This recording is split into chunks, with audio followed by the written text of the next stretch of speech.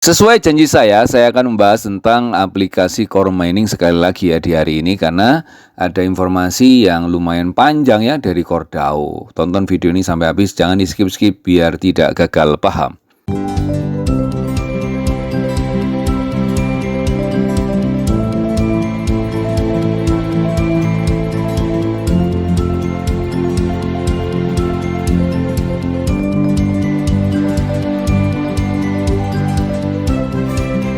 Assalamualaikum warahmatullahi wabarakatuh. Selamat pagi rekan-rekan pecinta aplikasi penghasil cuan. Kita bertemu lagi bersama saya di Dev Channel. Bagi Anda yang baru berkunjung di Dev Channel, jangan lupa like, subscribe, dan nyalakan loncengnya supaya Anda selalu mendapatkan info-info terupdate dari Dev Channel. Dan apabila channel ini juga bermanfaat buat rekanan Anda, teman-teman Anda, para pecinta aplikasi penghasil cuan juga, tidak ada salahnya informasi ini Anda share kepada mereka supaya mereka juga mendapatkan info-info terupdate dari Dev Channel. Enaknya lagi, Anda tidak perlu repot-repot menjelaskan tentang aplikasi yang sedang kita bahas pada saat ini. Hari ini saya akan membahas tentang aplikasi core mining, aplikasi yang jos gandos ya, saking jos gandosnya menghebohkan dunia perminingan. Hai. Ini langsung aja ya to the point. Ini kali ini memang mau tidak mau, suka tidak suka ya, ini akan saya bahas 2 kali hari ini tentang core mining. Karena tadi saya secara global menjawab pertanyaan rekan-rekan tentang testnet NFT yang ada di beberapa sosmed ya. Itu dari akun-akunnya beberapa NFT tersebut ya, itu mengatakan bla bla bla sudah dengan Cordao dan bisa untuk testnet dengan membelinya dengan cara pakai T-Core yang kita dapat untuk testnet kita ya dari aplikasi core mining ya. Sekaligus menjawab pertanyaan rekan-rekan sampai sekarang ini ada bro. Apakah T-Core yang kita kumpulkan itu bisa kita jual pada saat mainnet? Nggak bisa. Itu sudah dinyatakan di aplikasinya sudah ada kok. Namanya aja tes. Kalau tes ya tes itu sih ya. Termasuk yang dibeli sama rekan-rekan NFT itu hanya testnet. Tapi ada salah satu yang bilang yang di akunnya itu seperti yang saya sampaikan tadi, itu nanti kalau sudah mainnet maka yang satu orang itu akan dapat NFT, yang lainnya dapat 30% untuk pembelian NFT-nya gitu ya.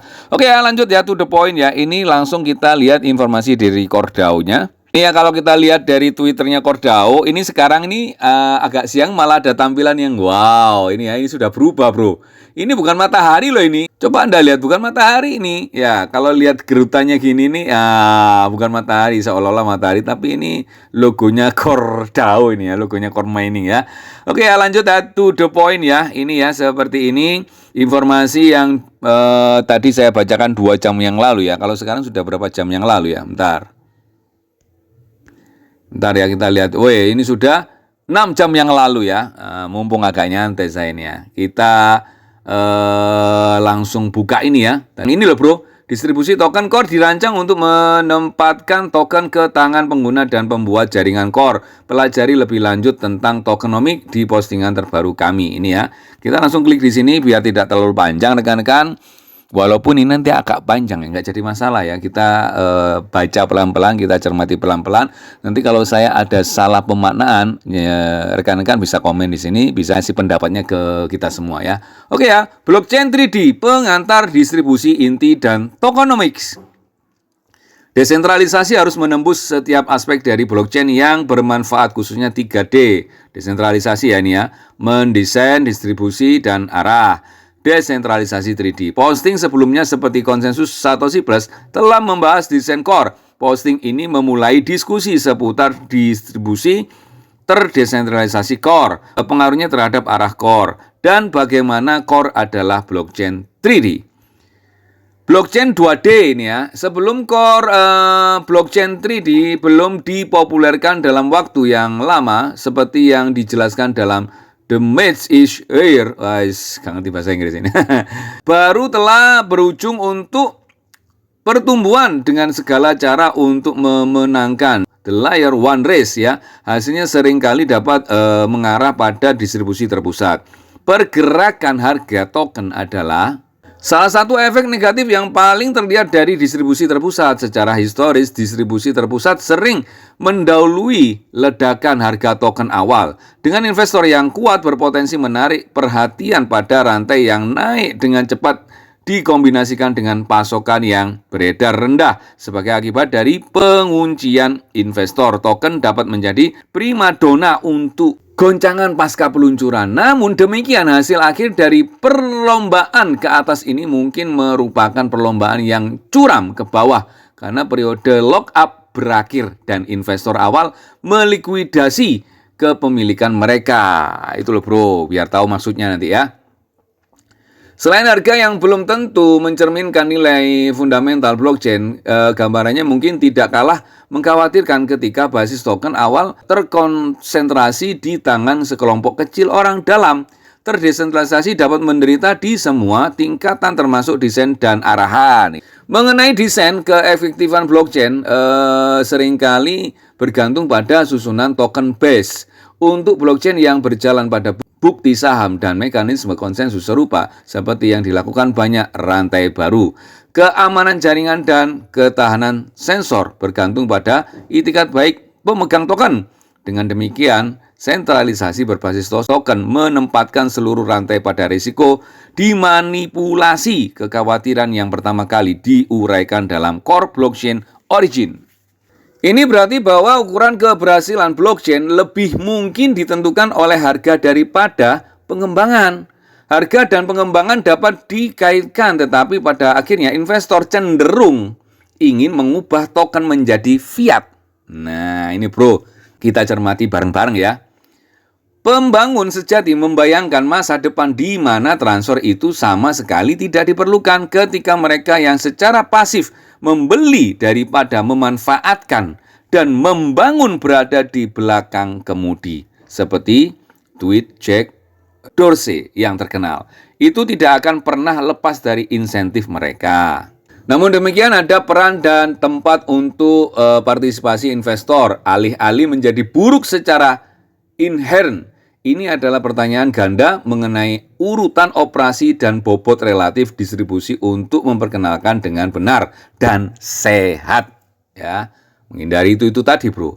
Dalam mendesain core, pengguna jaringan prioritaskan pada kedua faktor tersebut. Pada saat mainnet, ini loh bro ya, ini bisa ada yang protes juga nanti ya. Pada saat mainnet, belum ada penjualan token core publik atau pribadi kepada investor. Ya, kalau Anda baca dari sini sebenarnya tujuannya bagus ya.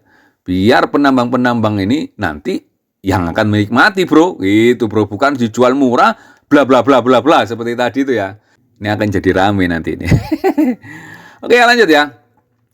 Distribusi terdesentralisasi, rangkaian kontributor awal yang idealis membangun core selama 3 tahun tanpa pendanaan eksternal. Mantap kan? Memahami perbedaan filosofis yang penting antara pembangun dan investor. Akibatnya, distribusi core dapat fokus untuk mendapatkan token ke tangan pembuat dan pengguna jaringan yang sebenarnya. Oke. Dengan demikian, peluncuran core bertujuan untuk menjadi yang paling terdesentralisasi dalam sejarah blockchain. Oke bro, berikut ilustrasi distribusi token core seperti saat ini. Ini bro gambarnya ya. Kita bacakan satu persatu.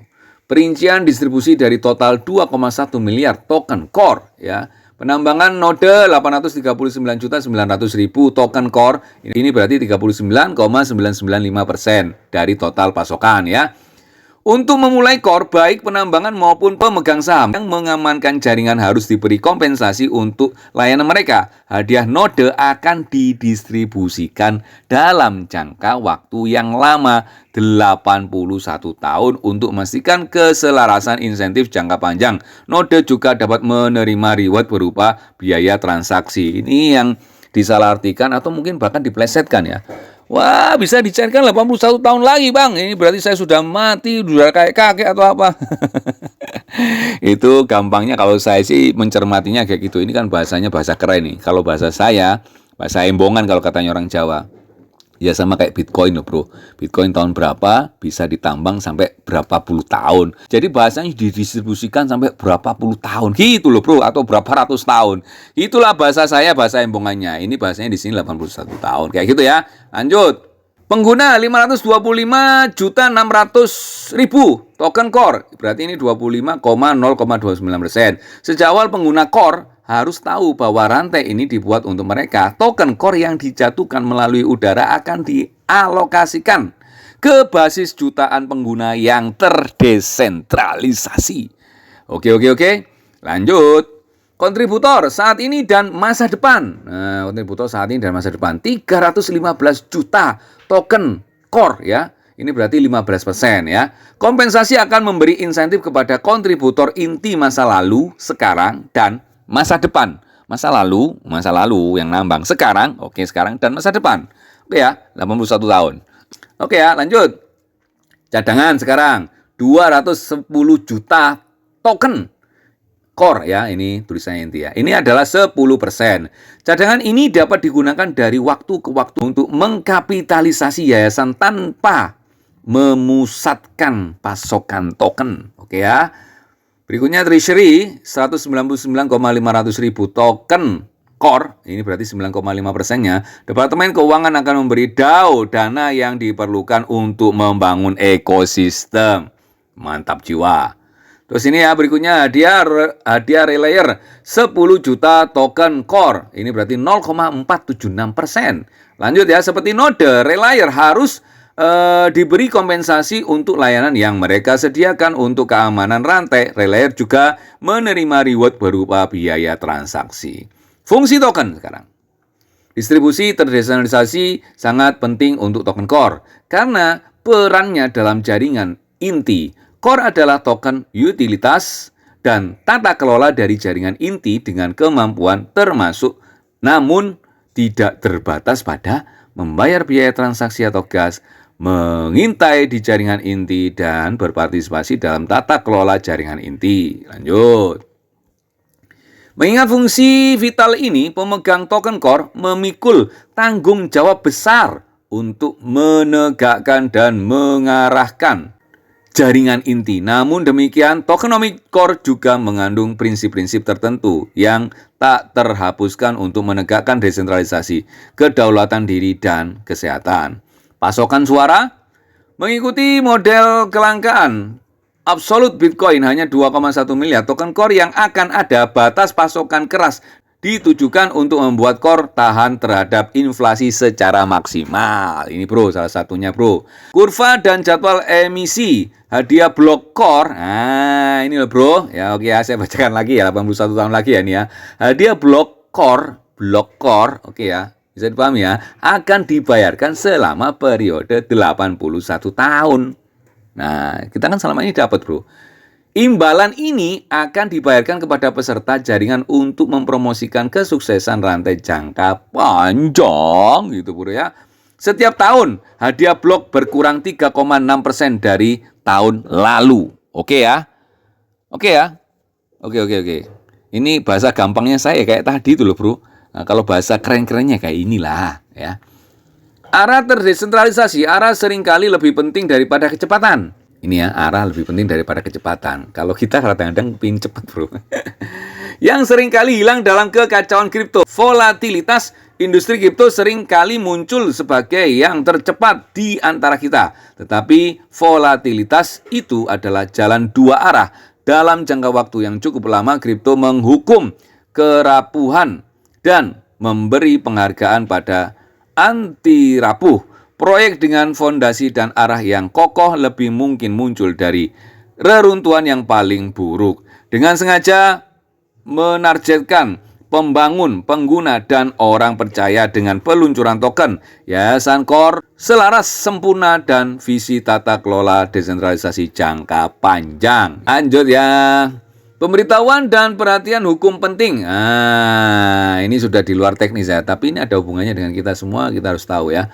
Airdrop ini hanya tersedia untuk orang-orang di luar Amerika. Jadi berbahagialah kita kayak kalau di luar Amerika ini yang dapat ya. Di luar Amerika Serikat, Kanada, dan negara-negara yang tidak terkena sanksi OFAC dan tunduk pada semua undang-undang, peraturan, dan regulasi lokal yang berlaku di yurisdiksi yang berlaku. Setiap penerima harus menentukan undang-undang, aturan dan peraturan mana yang berlaku dan harus melakukan semua upaya yang diperlukan untuk memenuhi semua kewajiban tersebut. KOR dan afiliasinya tidak mewakili status hukum airdrop di bawah yurisdiksi manapun dan airdrop ini tidak berlaku jika dilarang. Selain itu, tidak ada dalam postingan ini yang dapat ditafsirkan sebagai nasihat dalam bentuk apapun termasuk nasihat hukum, bisnis, atau pajak. Airdrop ini bukan merupakan penawaran untuk menjual atau ajakan untuk membeli investasi apapun. Oke ya, itu informasi terbaru yang dari Kordao. Jadi secara gampangnya kita nikmati aja prosesnya bro. Untuk yang informasi 81 tahun ya, bayangkan Anda Bitcoin dulu mulai tahun berapa dan sampai tahun berapa. Kan gitu, sampai tahun berapa. Untuk bisa dinikmati semua orang. Oke rekan-rekan, itu apa ya, bukan penjelasan ya. Itu saya bacakan informasi terbarunya. Dan ini mungkin kalau ada makna-makna khusus dari apa yang saya bacakan tadi, karena dari bahasa Inggris langsung bahasa Indonesia, yang ahli-ahli kripto silahkan komen di sini. Kalau mau berbagi informasi ke kita semua, ke para pengguna aplikasi KOR, itu akan lebih bagus. Tidak ada ruginya kok. Kita rekan-rekan, mudah-mudahan informasi ini bermanfaat buat semuanya. Mohon maaf kalau ada salah-salah kata dari saya yang paling mencotot ini. Salam sehat dan sukses selalu. Tetap semangat. Salam cuan.